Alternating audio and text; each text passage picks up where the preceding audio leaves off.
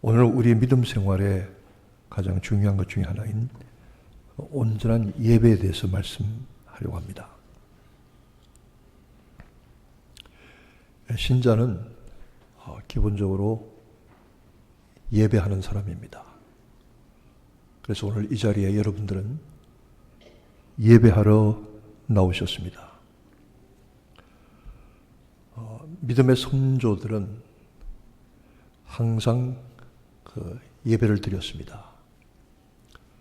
구약의 아브라함을 보거나 이삭을 보거나 그 외의 모든 믿음의 조상들을 볼 때는 이들이 때마다 가는 곳마다 제단을 쌓았다고 했습니다.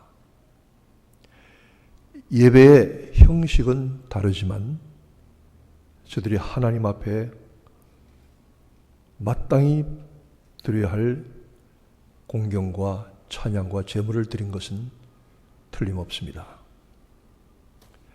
예배 형식과 신학이 정립되기 이전부터 믿음의 사람들은 예배를 드렸던 것입니다. 그리고 예배는 우리 사람이 하나님께 드릴 수 있는 최선의 그리고 최고의 영적 행위입니다.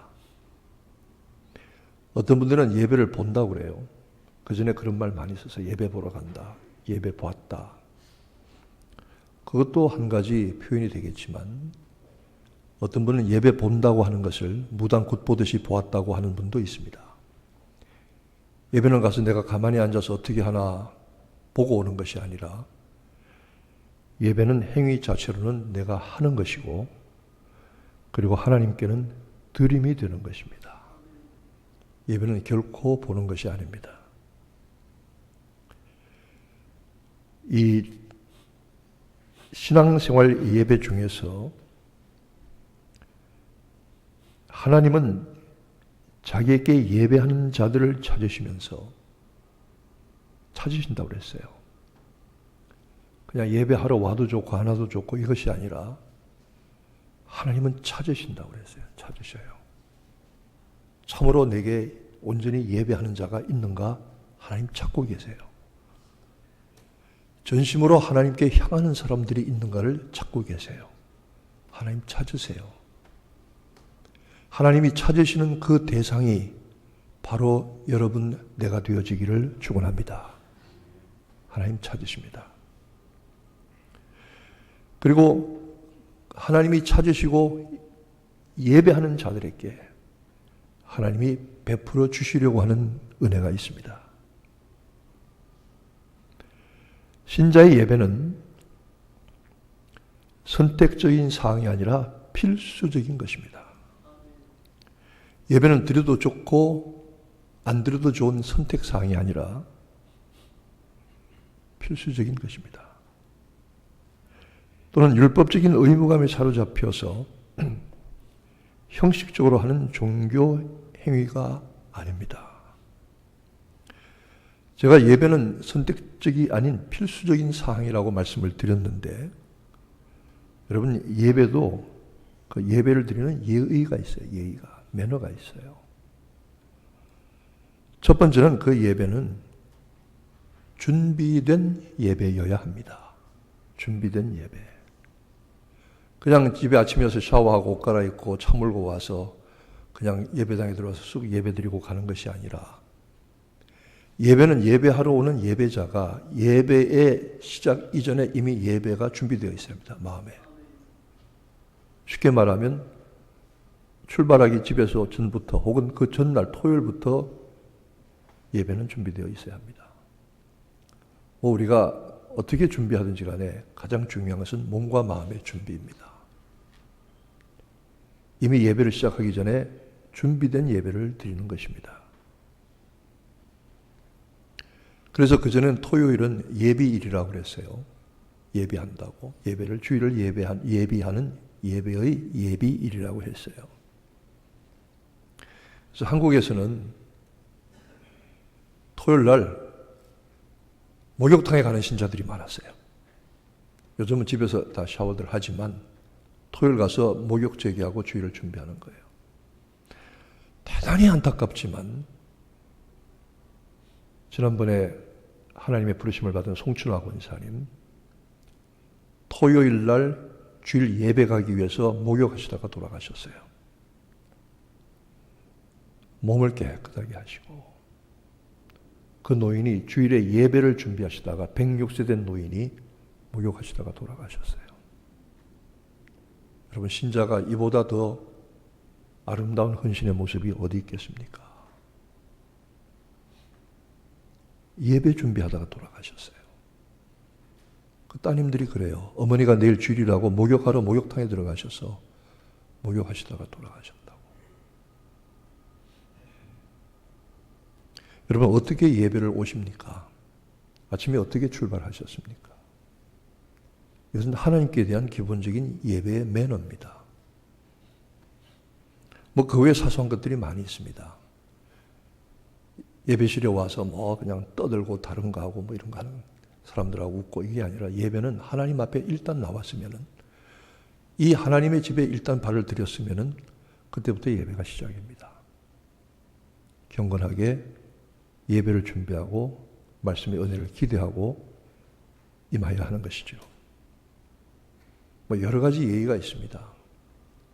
예배 때는 하나님의 말씀과 찬양에 집중해야 합니다.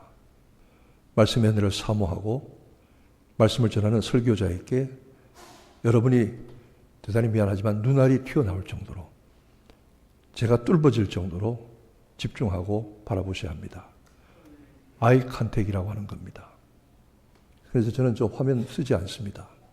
그냥 설교자를 보시고, 만약 그런 자세로 앉아있지 않으면 여러분은 자기를 드러내는 것이 되겠죠. 중요한 예입니다. 성도들에게 권면하고 부탁하는 것이 하나 있는데, 주일날 여러분이 출타할 때가 있어요. 저는 출타하시기를 권해요. 가끔씩 여행도 가시고 휴가도 가셔야 돼요. 출장도 가야 되고. 그럴 때는 그냥 아무 말 없이 주일 예배를 빠지지 말고 반드시 저한테 연락을 하시기 바라요. 또 그렇게 하시는 분들이 있어요.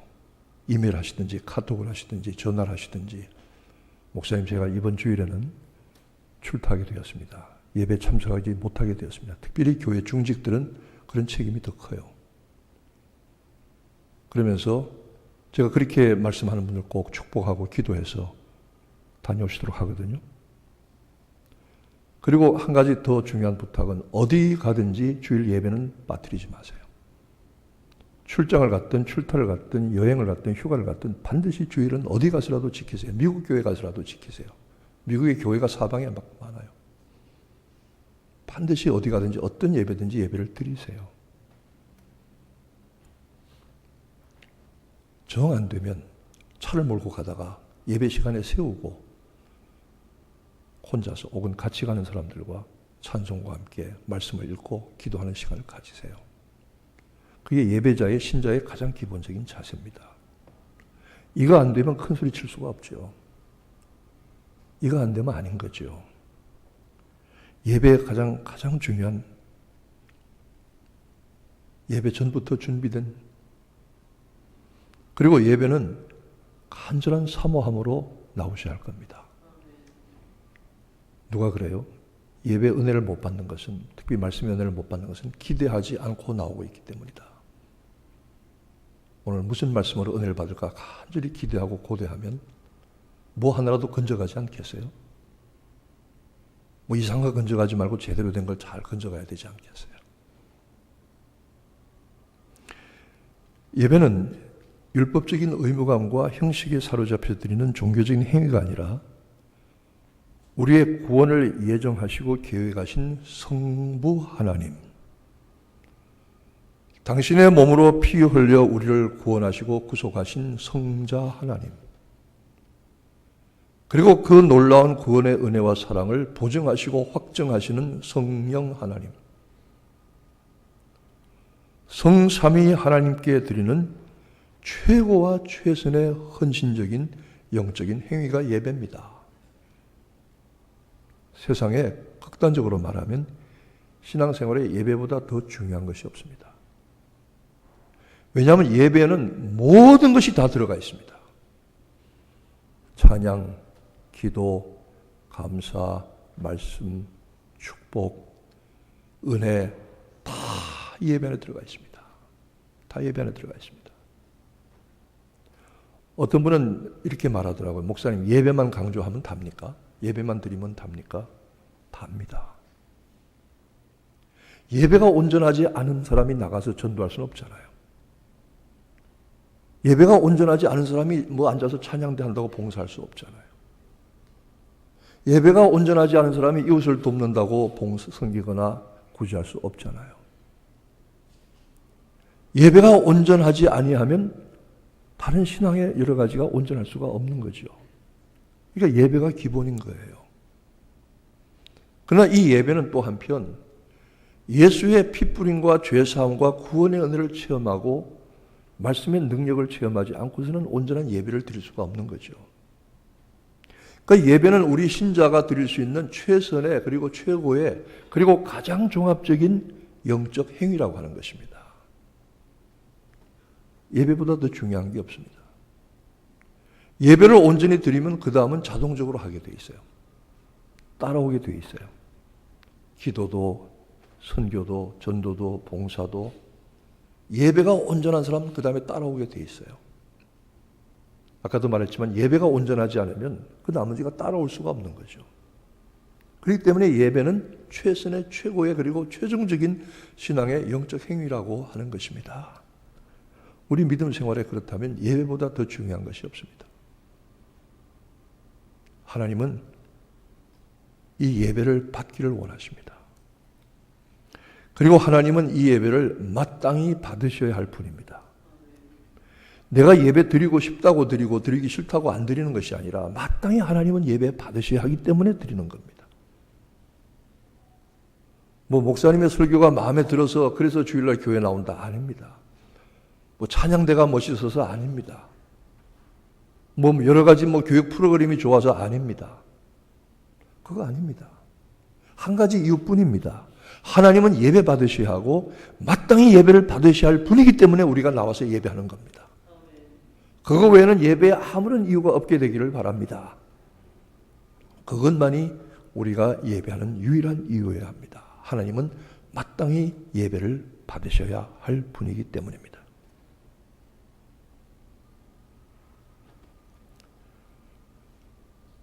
우리가 예배를 통해서 하나님을 높이고 찬송합니다. 이 찬송도 얼마나 큰 은혜가 있는지 모릅니다. 찬송은 크게 세 가지의 등급으로 나눕니다.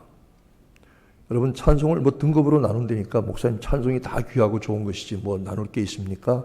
아닙니다. 실제적으로 나누어지고 신학자들도 그렇게 분류합니다. 1급, 2급, 3급이 있는데 제일 아래급은 하나님 나 도와주세요. 인도해 주세요. 이런 찬송입니다. 그것도 좋은 찬송이지만 그게 제일 아래 등급의 찬송입니다. 그보다 높은 등급은 중요한 등급의 찬송은 예수 십자가의 피의 은혜와 공로를 찬양하는 찬송이 좋은 찬양입니다. 저는 그래서 성도들이 믿음이 어느 정도 이 성숙이 되고 은혜의 체험이 있는가 하는 것을 어디서 보느냐 하면 그분들이 부르는 찬송을 보면 합니다. 그건 어쩔 수가 없습니다. 찬송이 보혈과 속죄의 찬양을 간절히 사모하고 그 찬송을 늘 부르는 사람은 그 은혜를 확실히 받은 사람입니다. 그렇게 받지 않고는 그 찬송을 부를 수가 없어요. 우리의 이 보혈의 찬송, 속죄의 찬송 같은 것 정말 가슴 저리게 부르는 사람들 보면은 은혜를 제대로 받은 겁니다. 이보다 더 높은 등급의 최고의 등급의 찬송이 있다면 그것은 우리 찬송가 앞부분에 10장부터 한 55, 6장까지 나오는 경배의 찬양입니다. 경배와 찬양. 여기는 하나님 나 도와주세요. 내가 은혜 받았으면 이런 말 하나도 없어요. 오직 하나님의 크고 높으신만을 찬양하고 높이는 것뿐이에요. 그래서 최고 등급의 찬송은 우리가 예배 때마다 제일 먼저 부르는 개회 찬송이죠. 이 개회 찬송이 하나님을 영광을 높이고 찬양하는 최고의 찬송입니다. 이미 여러분들은 훌륭하셔서 눈치를 다 채신 줄로 믿습니다. 그러므로 이 같은 찬송을 통해서 그리고 하나님께 드리는 봉헌 예물을 통해서 주시는 말씀의 은혜를 사모함을 통해서 마음으로 하나님 앞에 경배함을 통해서 이 모든 은혜가 주어지고 모든 믿음의 능력이 주어지는 예배야말로, 이 예배야말로, 여러분이 이 시간 드리는 이 예배야말로 우리 신자가 하나님께 드릴 수 있는 최선의 최고의 영적 헌신의 행위라는 사실을 깨닫게 되시기를 부탁합니다. 그런데 예수님은 예배의 본질에 대해서 두 가지를 분명하게 말씀하셨습니다. 사마리아 수가성에 들어가서 어떤 여자와 함께 얘기를 하시는데 이 여자가 예수를 좀 우습게 알았어요. 그래서 좀 이런저런 따지고 뭐라고 말하다가 쉽게 말해서 좀 잘난 척하다가 예수님께 확 찍혔어요. 네가 이전 남편 5이 있었으나 지금 있는 자는 그것도 네 남편이 아니다. 그 말에 확 여자가 찔렸어요. 그러면서 태도가 점점 변화하기 시작을 해요. 근데 그 중에 한 가지가 그래도 자기를 포기하지 않고 자존심을 버리지 않고 예수님께 따지고 드는 게 예배하는 문제를 가지고 따졌어요. 우리 조상들은 사마리아의 그리심산에서 예배를 했고 유대인들은 예루살렘에서 예배를 했는데 어느 예배가 옳은 겁니까? 하는 식으로 따졌어요. 그랬더니 주님이 대답하셔요. 예루살렘도 아니고 그리심산도 아니고 하나님께 예배할 때가 오나니 영이신 하나님께 신령과 진정으로 예배할 때가 온다. 하나님은 신령과 진정으로 예배하는 자들을 찾으신다. 이렇게 말합니다. 이 두 가지 예배의 중요한 성격을, 본질적인 두 가지 성격을 주님이 분명히 말씀하셨어요. 하나는 신령으로 드리는 예배고 하나는 진정으로 드리는 예배예요. 그래서 어떤 분들은 예배를 그냥 신령한 분위기를 만들어서 신령한 형식으로 신령한 찬양대, 목사님도 신령하게 옷을 입고 이렇게 하면은 신령한 예배가 된다 하고 생각할 수도 있지만 전혀 아닙니다. 진정의 예배를 드린다니까 우리가 그냥 진정한 마음으로 이렇게 예배하면은 그 진정한 예배가 된다고 생각하지만 그거 아닙니다. 주님은 그렇게 말씀하신 적이 없습니다. 대단히 미안하지만 한국말로 성경 번역한 것 중에 제일 잘못된 것 중에 하나가 이 신령과 진정이라는 겁니다. 이걸 정확하게 번역하면 영과 진리입니다. 영어로 예배하는 자, 진리로 예배하는 자를 하나님이 찾으신다 이렇게 말하는 겁니다. 그건 헬라어 원문이 분명히 말해주고 있습니다. 엔 푸뉴마 엔 알레세이아. 그래서 영어로 그리고 진리로 드리는 예배를 하나님께서 찾으신다 그랬습니다. 여러분, 영과 진리로 드리는 예배, 신령한 분위기나 신령한 그리고 아름다운 교회 예배처의 그런 건물들, 이런 조직들, 시스템 가지고 예배하는 것이 아닙니다. 다윗은요, 늘 마음이 아팠어요. 예루살렘을 여부수 족속의 손에서 빼앗아서 시온산을 하나님의 산으로 삼고 그 산에다가 자기 왕궁도 지었습니다. 그리고 거기다가 장막을 치고 하나님의 언약궤 법궤를 모셔놓고 거기서 예배를 드렸습니다. 그런데 다윗은 늘 마음이 아팠어요. 편안하지 않았어요. 편안하지 않은 이유가 뭐냐면 다윗이 이렇게 고백을 해요. 나는 백향목으로 지은 공전 왕궁에 살지만, 백향목이라고 하는 것은 세다 트리, 그 당시에 최고의 건축 목재자재인데 이렇게 좋은 집에 나는 살고 있지만 여호와의 궤는, 하나님의 언약궤는 장막 가운데 있도다. 이 말을 바꿔 말하면 천막 가운데 있도다. 여러분, 우리가 이렇게 아름다운 예배당을 짓고 나서 여러분이 아마 마음의 부담이 많이 줄어드신 줄로 압니다. 나는 이렇게 비싸고 좋은 집에 살면서 우리 예배처는 교회당은 조금해서 늘 하나님 앞에 미안하다. 아마 여러분들이 그런 마음을 가지셨겠지만 다윗이 그런 마음을 가졌어요. 나는 백향목 왕궁에 거하거니와 내 하나님의 언약궤는 천막 속에 있다. 이거 참 말이 안 된다. 너무 하나님께 죄송하다. 그래서 성전을 짓겠다고 준비를 하고 계획을 했어요. 그런데 하나님께서 허락하지 아니하셔요.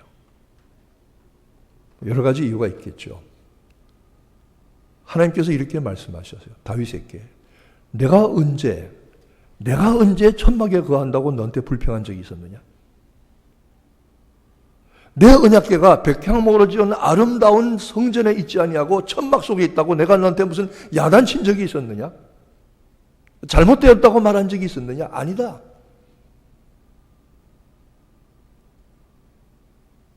그러면서 다윗이 가진 그 마음을 하나님이 받으셨어요. 참 하나님 너무너무 죄송합니다. 나는 이렇게 좋은 집에 살지만 하나님의 언약궤는 천막 안에 있습니다. 너무 죄송합니다. 이 다윗의 간절한 마음을 하나님은 받으신 거예요. 나는 그걸로 충분하다. 나는 그걸로 충분하다. 내 전심으로 충분하다. 아무리 화려한 예배당을 짓고 멋있게 예배를 드려도 하나님이 그 가운데 안 계시거나 이런 믿음이 없다면 의미가 없잖아요. 가만히 생각을 해보세요. 교회 넓은 주차장이 있다고 생각을 해보세요. 좋은 일이죠. 그러나 그거 누구 위한 겁니까? 하나님 위한 겁니까? 우리가 편안하게 오기 위한 겁니까? 나 위한 거거든요. 교회와 같이 냉방과 난방이 잘 됩니다. 아무리 더운 날도 우리 교회 여기 들어오면 오래 들어오면 시원해요. 서늘해요. 아주 시원해요. 그렇죠? 이건 누구 위한 겁니까? 하나님 위한 겁니까? 우리 위한 겁니까? 우리 위한 거예요. 하나님 이거 없어도 상관이 없으셔요. 엘리베이터가 밑에 있어서 불편한 분들이 쓱 올라옵니다. 이건 누구 위한 겁니까? 하나님 위한 겁니까? 우리 위한 겁니까? 여기 이런 좋은 악기들을 갖추고 음악 장비들을 갖추었습니다. 이거 누구 위한 겁니까? 하나님 위한 겁니까? 밑에 침교실을 갖추고 좋은 주방을 갖추고 밥을 마음대로 편안하게 해 먹을 수 있어요? 누구 위한 겁니까? 나 위한 겁니까? 하나님 위한 겁니까? 밑에 체육시설을 갖추고 아이들이 와서 마음대로 운동하고 농구할 수 있어요? 이거 우리 위한 겁니까? 애들 위한 겁니까? 하나님 위한 겁니까?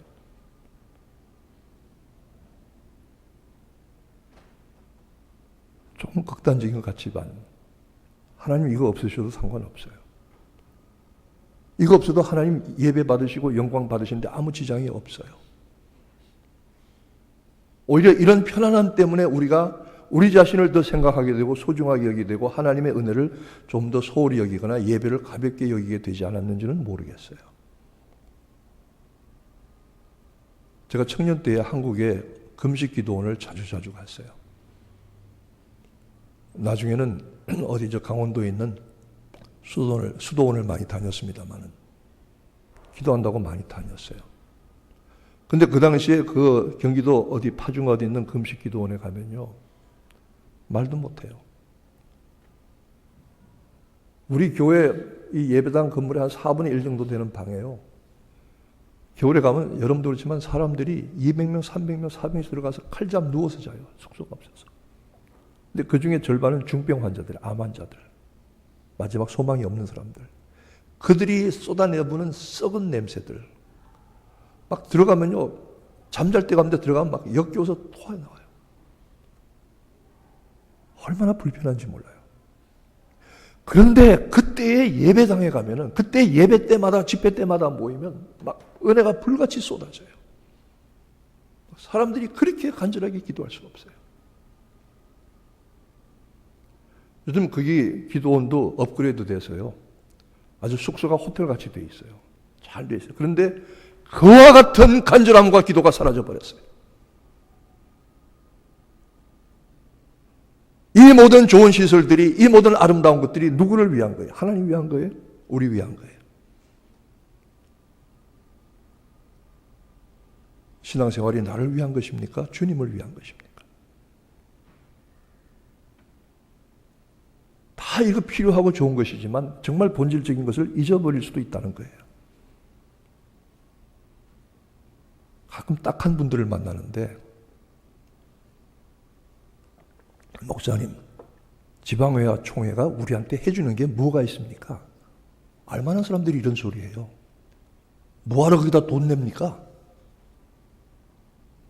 기가 막혀요. 이 사람 직분자 맞아? 이 사람이 제대로 판단한 사람인가? 왜 그런지 아십니까? 총회가 지방회는 우리에게 무엇인가 해주기 위해서 존재하는 데가 아니에요. 교회마다 모여서 대표를 내고 힘을 합쳐서 돈을 내서 그리고 선교하자고 모인 데예요. 그래서 총회와 지방회가 있는 거예요. 우리한테 못 대주고 보태주려고 우리가 보태주고 우리가 내려고 있는 거예요. 기본적인 생각을 바꿔야 돼요. 뭐 다른 교단에는 뭐 지방 교회단 뭐 많이 해주는데요. 맞습니다. 그렇게 되려면 제가 알아보니까 감리교회 같은 데는 1년 경상비 예산의 30% 가까이를 상회비로 내요. 회비로 내는 거예요. 제가 선배 목사님 중에 웨슬리안 교회에서 목회하는 목사님이 있었어요. 웨슬리안은 얼마 냅니까? 그러니까 11%를 낸다고 그러시더라고요. 다른 교파 교회들이 상회비 많이 냅니다. 심지어는 30%까지 내는 데도 있습니다. 그러니까 그 돈 모아가지고 선교하고 전도하고 교회 산다면 보태주고 신학생들 보조주고 신학교 운영하는 겁니다. 30%까지 내요. 어떤 데는. 보통 10%씩 내요. 우리는 지금 얼마 내는지 아십니까? 3% 냅니다. 3%.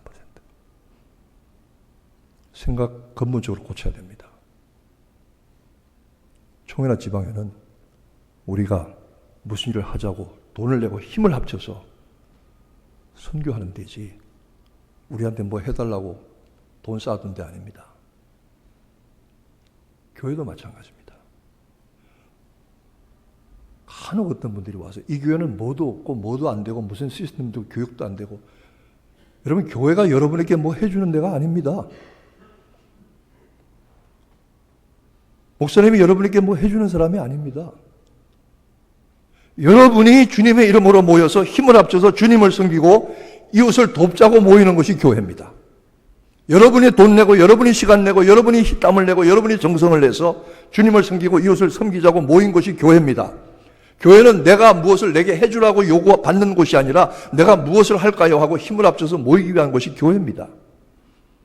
이 근본적인 생각이 바뀌어져야 됩니다. 굉장히 중요한 생각이 좋은 아닙니다. 이거 안 바뀌어지면 고생 좀 할 겁니다. 마음의 고생. 제가 어떤 집사님 한 분이 얘기하는 거 듣고 제가 너무 머리가 숙여졌어요. 이런 사람도 있구나. 뭐라 그러냐면 목사님 뭐 이런저런 부서에서 일을 하다 보니까요.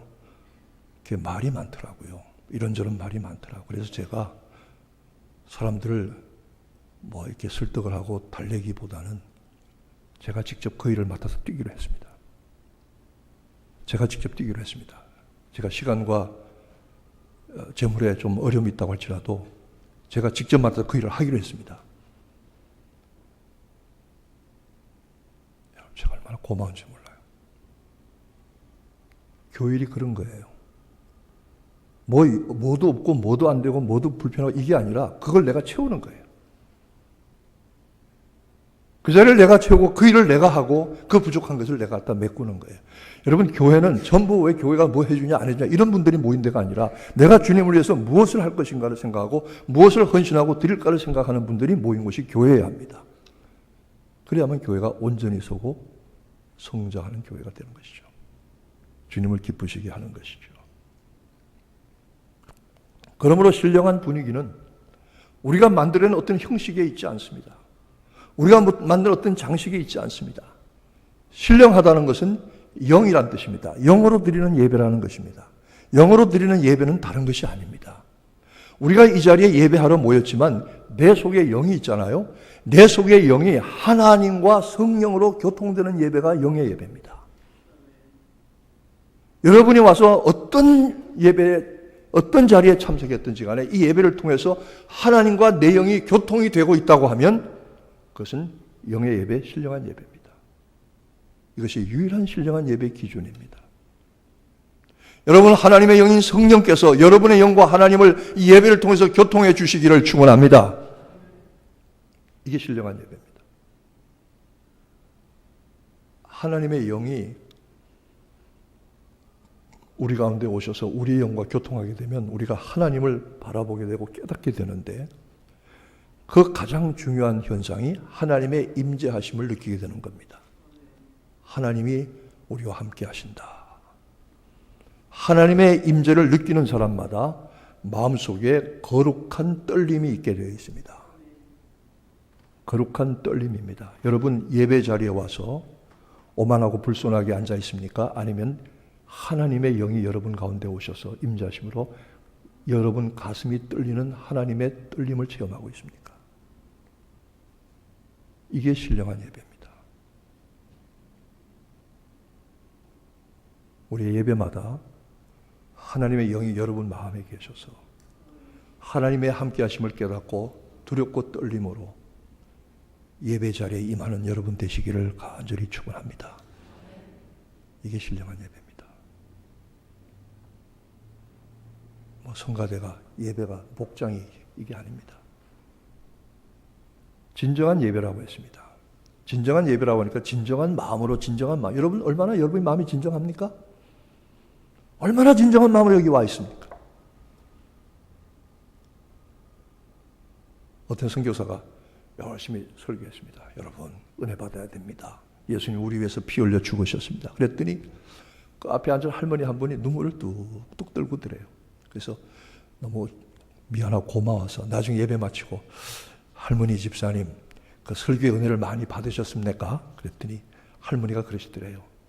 선교사님 내가 영감이 죽고 집에 염소 한 마리 키웠는데 그 염소도 작년에 죽었어요. 근데 염소 수염 꼬랑지가 꼭 선교사님 수염 꼬랑지하고 똑같아요. 그래서 그 염소 생각이 나서 그만 내가 물었어요.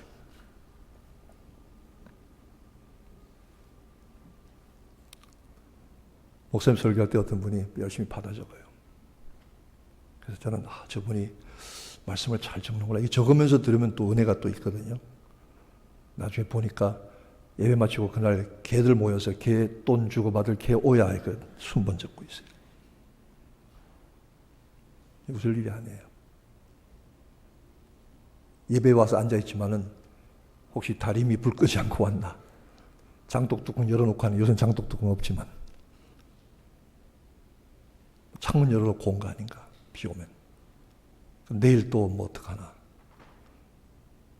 여러분 정말 여러분의 마음이 이 자리에 100% 완전하게 아무런 잡티도 섞이지 않고 하나님만 향하는 마음을 가질 수 있습니까? 불가능합니다. 불가능합니다. 우리 인간은 어느 누구도 그것이 가능한 사람이 없습니다. 그러기에 우리가 아무리 진정한 마음을 드린다고도 하나님 보시기에 아무것도 아닙니다. 그게. 여기서 진정하다고 해서 진정이 아니라 진리로 드리는 예배라는 뜻입니다. 이 진리가 무엇입니까? 진리는 오직 예수 그리스도 한 분입니다. 그러므로 예배학자들은 말하기를 진리로 드리는 예배, 진정으로 드리는 예배라고 하는 것은 진리의 근본이신 예수 그리스도가 중심이 되고 그의 말씀과 속죄의 은혜가 선포되고 부활의 능력이 증거되는 예배가 진정한 예배라는 것입니다. 그래서 강단에 올라가서 뭐 정치 얘기, 세상 얘기, 뭐 드라마 얘기 아닙니다. 어떻게 하든 비록 이 진리를 잘 깨닫게 하기 위해서 예화를 쓴다든지 다른 설명을 할 수는 있지만 정말로 강단에 선포되는 말씀은 예수 그리스도 십자가의 구속과 부활의 능력을 증거하는 말씀, 예수 그리스도가 중심되는 말씀이 되어야 할 것입니다. 그렇게 되도록 여러분이 기도해 주시기를 부탁을 합니다. 하나님은 찾으신다고 했습니다. 하나님은 온 땅을 두루 감찰하며 찾으십니다. 이 영어 성경에 보니까 하나님의 눈이 the eyes of the Lord moving through and through 앞으로 왔다가 뒤로 갔다가 하나님의 눈길이 이렇게 왔다가 이렇게 왔다가 이리 갔다가 하나님 눈길이 왔다 갔다 하신다는 거예요. 이게 감찰하신다는 거예요. 뚫어지게 살펴보고 계신다는 거예요. 무엇을? 누구를? 전심으로 자기에게 향하는 자를. 전심으로 자기에게 향하는 자를. 그리고 하나님은 신령과 진정으로 영과 진리로 예배하는 자를 찾으신다는 거예요. 우리의 마음은 진정할 수 없어요. 온전하지 못해요. 예배드리고 말씀 듣는 순간에도 오만 가지 생각이 수백 가지가 왔다 가요. 그런데 성령께서 우리를 온전하게 하시면, 성령이 인도하시면 성령 안에 드리는 예배는 우리가 온전하게 되죠. 그렇게 드릴 때에 하나님이 능력을 베푸신다고 그랬어요. 여러분 예배하다가 능력받게 되시기를 축원합니다. 지난번에 부흥회 강사 전주의 원파련 목사님 오셔서 예화를 얘기했는데 제가 그 전에 한 얘기예요. 서울에 중요한 교회 어떤 장로님 한 분이 1부, 2부, 3부, 4부, 5부 예배를 다 참석하셔요. 그리고 항상 맨 앞자리에 앉으세요. 그분은 5번 똑같은 설교를 들으면서도 아멘, 아멘, 아멘, 아멘. 주일 하루는 그 모든 예배를 다 참석하셔요. 그분이 한 번은 11조를 1억을 냈어요. 저는 그 11조 냈다는 얘기보다도 참 그렇게 전심으로 하나님께 향하는, 그렇게 하려고. 그리고 내 전심만이 아닌 성령의 인도하심을 받는 그 전심. 하나님이 온 땅을 두루 감찰하시면서 눈을 하나님께서 움직이시면서 찾으시는 하나님. 몇 억씩 11조 하기 위해서 그렇게 하라는 것이 아니라 전심으로 자기에게 향하는 자를 위하여 하나님이 능력을 베푸신다. 하나님 붙들어 주시고 도와주신다. 하나님이 강함을 나타내신다. 그를 통해서. 그리고 전심으로 자기에게 향하는 자를 위하여 능력을 베푸시는데 그 능력이 무엇입니까? 하나님의 가장 큰 능력이 무엇입니까? 하나님이 하나님 되신 능력이 무엇입니까? 그것은 창조와 부활의 능력입니다. 예수께서 죽은 자 가운데서 하나님의 능력으로 다시 일으키심을 받으실 때에 만물이 그 발 아래 복종했다고 했습니다. 교회의 머리가 되셨다고 했습니다. 그 능력을, 부활의 능력을, 생명의 능력을 하나님 예배자들에게 주신다는 겁니다. 예배가 그냥 형식으로 체면이나 의무로 왔다 가는 것이 아니라 전심으로 예배를 참여하고 성령께서 주시는 그 전심, 내 전심이 아니라 성령이 내게 임재하심으로 두렵고 떨리는 마음, 예수 그리스도의 보혈과 부활이 선포되는 그 진리 가운데 드리는 예배. 여러분, 예배가 우리 인생이 하나님께 드릴 수 있는 최선의 최고의 영적 행위입니다. 이 예배자가 되어지기를 권면합니다. 이러한 예배가 되기를 축원합니다. 그런 예배를 드리면 나머지 다 따라올 것 같아요. 나머지 다 하나님께서 더 해주실 것 같아요. 정말 중요한 것이 무엇입니까? 기도하겠습니다.